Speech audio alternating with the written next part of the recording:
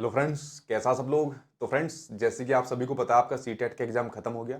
और सीटेट का एग्ज़ाम खत्म होने के बाद जो जो बच्चे मैं 130 प्लस लेकर आएंगे, ठीक है, मैंने कहा था उनके इंटरव्यू आएंगे और वो अपने एक्सपीरियंस को यहाँ पर शेयर करेंगे, क्योंकि बहुत से बच्चे इतनी तैयारी करने के बावजूद भी उनका सिलेक्शन नहीं हो पाता। हालांकि अपनी तरफ से कभी कसर नहीं रहती, कंटेंट देना, पढ़ाना या मान लीजिए बैचेज वगैरह देते, लेकिन कहाँ कमी रह जाती है। और ये जो बच्चे 130 प्लस लेकर आ रहे हैं, ठीक है, इसके नहीं है ये खाली वीडियो में आई है आपकी।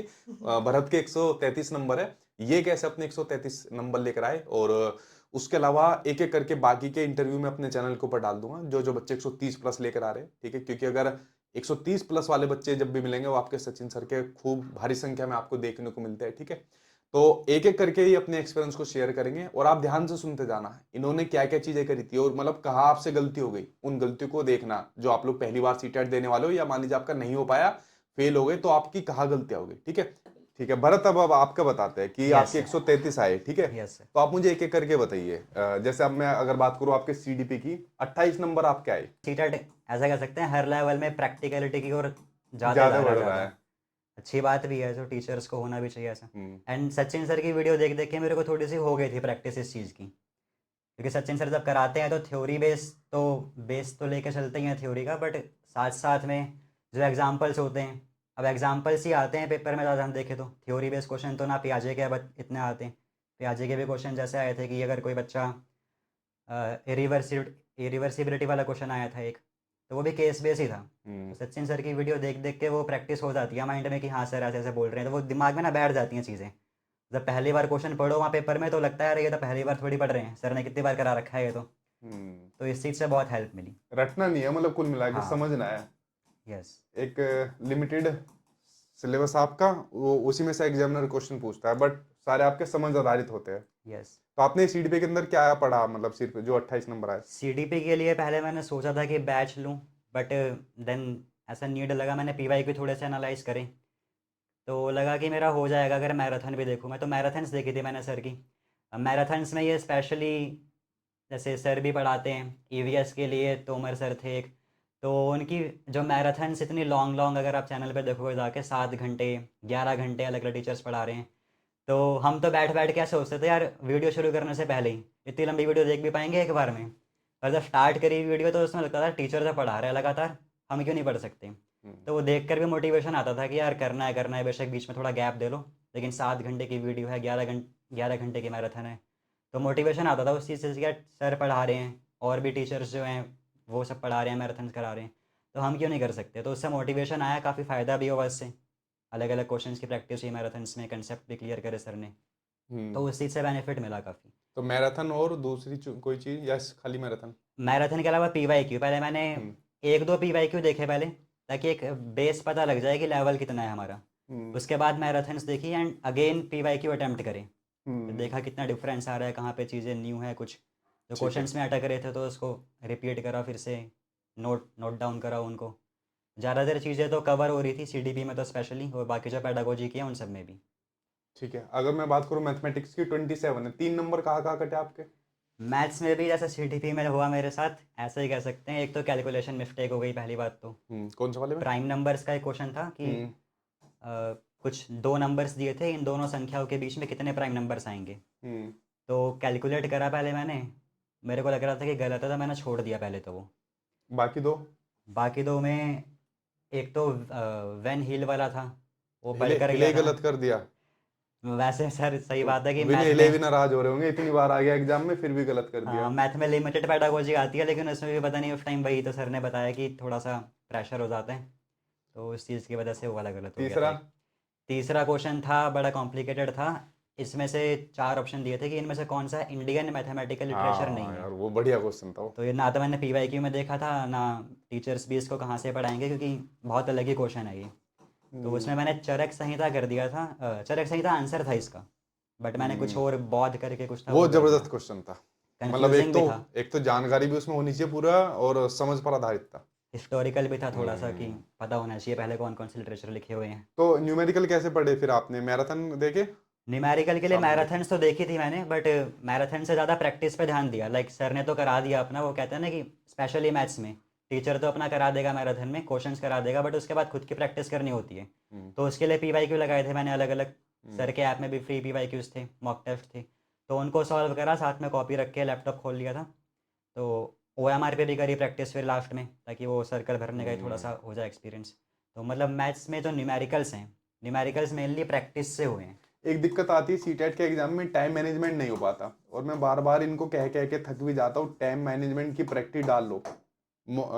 ओमार सीट को फिल किया करो, दिया करो पूरा का पूरा एक पेपर अपना 150 नंबर का, ताकि आपकी प्रैक्टिस हो सके। यस, वो तो मैंने 2-3 तो बार आप लगभग दिए कम से तो कम। आपने जब प्रैक्टिस की तभी वो टाइम मैनेजमेंट आपका साथ के यस, साथ होता गया। क्योंकि हम ऐसे ख्वाब में रहेंगे कि वहाँ जाके एकदम से हो जाएगा, तो वो नहीं होता। तो हाँ। काफ़ी मैंने सीनियर से भी पूछा था, तो वो कह रहे थे कि प्रैक्टिस करो।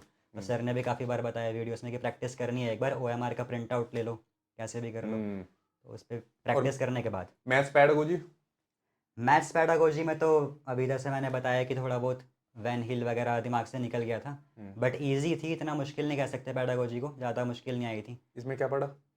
पैडागोजी के पहले लिए भी पीवाईक्यू की आपने, पीवाईक्यू तो आपने PYQ, खूब किए। PYQ मेन मतलब है। और जो चीज़ें नहीं आती थी वो पीवाईक्यू मैराथन कहाँ से से लिए, क्लियर हुई। बुक बुक ली थी या मतलब नहीं नहीं साइट नहीं से? नहीं, साइट से ले लिए थे। हाँ।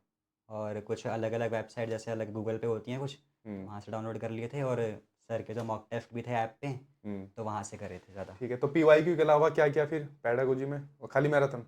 मैराथन करी बस पैडागोजी के लिए, और हम्म। कुछ नहीं करना पड़ा इतना। ठीक है। अच्छा, मैं सबसे बढ़िया मुझे पता है क्या बात लगी, अब बच्चे बहुत आते हैं जो सीडीपी के अंदर 30 में से 30 लेकर आते हैं। पता है आप सीटेट की सीडीपी मतलब क्वेश्चन को पूछने का तरीका थोड़ा इन्होंने चेंज कर दिया, बट सीडीपी मेरे नज़र में अब तो हर कोई करा सकता है, मतलब यूट्यूब पर भी आपको ज़्यादा दिक्कत नहीं होगी। मज़ा जो अब आ रहा है सीटेट के एग्जाम में, वो आ रहा है जो लैंग्वेज पैडागोजी का सेक्शन आ रहा है, और खासकर आपकी जो हिंदी पैडागोजी होती है, और हिंदी पैडागोजी के अंदर आपके स्कोर हुआ है 29। यस, मतलब एक अपने आप में बहुत बढ़िया स्कोर है। ठीक है, तो पहले मुझे ये बताओ, पहली लैंग्वेज कौन सी थी आपकी? इंग्लिश। पहली इंग्लिश थी, दूसरी हिंदी थी हिंदी। आपकी। ठीक है, तो हिंदी पैडागोजी के लिए आपने क्या पढ़ा, और क्या आपको दिक्कत नहीं है हिंदी पैडागोजी के अंदर? बच्चों को बड़ा डर है इससे। हिंदी पैडागोजी में जो मेन दिक्कत आती है ना, जो मेरे को भी फील हुआ करते हुए एग्ज़ाम, कि जो वर्ड्स, हिंदी के जो क्लियर वर्ड्स होते हैं एकदम, वोकैबलरी जैसे कठिन कहते हैं, शब्द। शब्दकोश, हम्म। कठिन शब्द वो नहीं कर पाते। जैसे कि एक क्वेश्चन आया था बिक्स वाला, बेसिक इंटरपर्सनल स्किल्स वाला क्वेश्चन। तो इंग्लिश में तो सबको पता है ये बेसिक इंटरपर्सनल स्किल्स है, कमेंट्स ने दिए, ये सब पता है हमको। लेकिन हिंदी में इसको जो ट्रांसलेट करके दिया था, वहाँ पे मेरे को पढ़ते समझ आ गया था कि ये क्या चीज़ है, बिक्स के बारे में पूछा हुआ है। लेकिन बच्चे यहीं पे अटकते हैं, मैंने एनालाइज करा घर जाकर भी, हाँ। कि क्वेश्चन था तो डिफ़िकल्ट। हम्म। अगर हिंदी की बात करें हम, लैंग्वेज वाइज तो डिफ़िकल्ट था ये। हम्म। लेकिन अगर ये समझ आ गया कि ये जो शब्द लिखे हैं हिंदी में, इनका मतलब क्या है, तो वो रिलेट हम्म। कर जाएंगे बच्चे आराम से, कि ये तो बिक्स का कंसेप्ट है, इसमें क्या आंसर होना था, वो हो जाएगा ईजिली। तो तो कठिन शब्द जो हैं, मेरा जो बेसिक पर्सनल मेरा जो एक्सपीरियंस रहे, या किस वजह से हो पाया इतना अच्छा लिटरेचर, लिटरेचर इसका एक रीज़न है। हिंदी लिटरेचर मैं पढ़ते आ रहा हूँ बहुत पहले से, मतलब इंटरेस्ट है, मेरी हॉबी है इस चीज़ में, हिंदी इंग्लिश दोनों के लिटरेचर। तो वो हिंदी के वर्ड्स मेरे दिमाग में रहते हैं, बेशक हम जनरल लैंग्वेज में यूज़ नहीं करते बातचीत में, लेकिन पेपर में तो वही वर्ड दिए होंगे जो थोड़े से टेक्निकल हो। और पैडागोजी तो वैसे टेक्निकल है, इतनी हमने इंग्लिश के वर्ड्स नहीं सुने होते, हिंदी के कहाँ से सुनेंगे पैडागोजी के। तो लिटरेचर से हेल्प मिली एक। लेकिन हाँ, अगर जैसे कुछ बच्चे अटैम्प्ट कर रहे हैं अभी, तो लिटरेचर एकदम से तो पढ़ेंगे नहीं बच्चे, तो उसके लिए वोकैबलरी, सर का भी एक बैच देखा था मैंने, वीडियो थी एक सर की भी, उसमें भी सर ने थोड़े कठिन शब्द जो है हिंदी के वो करा रखे थे। तो वहाँ से भी अगर करें तो वहाँ से भी हो जाएगा ईजिली। तो इस प्रकार से आपने चीजें पढ़ी। टाइम मैनेजमेंट आपने बताया कि आपने कोई अलग से नहीं किया, साथ के साथ जब प्रैक्टिस करते थे उसी में ओमार सीट यस। उठाई, गोले भरे और अपना काम करना शुरू कर यस। दिया। ठीक है, और बाकी आपने क्लासेज ली, मैराथन ली, और साथ के साथ पीवाईक्यू लगाए और चीजों को समझा। यस। आपका स्कोर 133 आया। ठीक है भाई, आपको भी ये करनी है, और इस एग्जाम के लिए दुनिया भर की चीजें तो आपको नहीं करनी। अभी कुछ बच्चे एक एक करके आते जाएंगे, पेपर 2 के बारे में भी बताएंगे, इंटरव्यू में डालता जाऊंगा। ठीक है, आप लोग उनके भी एक्सपीरियंस सुनना यार, ये आप में से ही आते हैं ये लोग जो आपके आते हैं, ठीक है, जो इतना स्कोर लेकर आते हैं। तो थैंक यू भाई भरत, आपने अपने एक्सपीरियंस को शेयर थैंक किया। You sir. ठीक है, और आगे भरत आगे की तैयारी करने वाले हैं, तो आगे की तैयारी के लिए मेरा जो कमिटमेंट रहता है, बच्चा जो 130 प्लस लाएगा फिर वो हमारा बच्चा हो गया, उसकी जिम्मेदारी फिर मेरी यहाँ पर होती है। ठीक है, तो आगे की जिम्मेदारी सपना भी हाथ खड़ा कर रही है। मुझे ऐसा लगा, इसके 130 नहीं है भाई, इसकी जिम्मेदारी अभी नहीं, आ जाओ, भेजो भेजो ठीक है, इसके 130 नहीं है, तो इसकी जिम्मेदारी थोड़ी थोड़ी सी कम लेंगे हमें। ठीक है, भरत की पूरी उठा लेंगे अभी। ठीक है, तो ये सब चीजें, तो भरत यार गिफ्ट लाए थे हमारे लिए। Yes sir. ये क्योंकि यार ऐसा तो हम है नहीं किसी को पैसे वैसे देते, जैसे रैंक होल्डर हमारे पास आए थे, किसी के फादर ने कह दिया भाई पैसे कितने दोगे, तो हम तो यही गिफ्ट देते हैं बच्चों को अपनी तरफ से, कोर्सेज या एजुकेशन का खर्चा उठा लेते हैं जो जो अपने हम लोग यहाँ पर देते हैं, ठीक है। बाकी ये तो गंदी चीज़ है, पैसा वैसा देखना। तो बाकी थैंक यू भरत, आप क्या लेकर आए हो, ठीक है। ये गिफ्ट आप ओपन करिएगा। ठीक है, मिठाई है भाई, वैसे भी भूख लग रही है, अभी यस। खाऊंगा।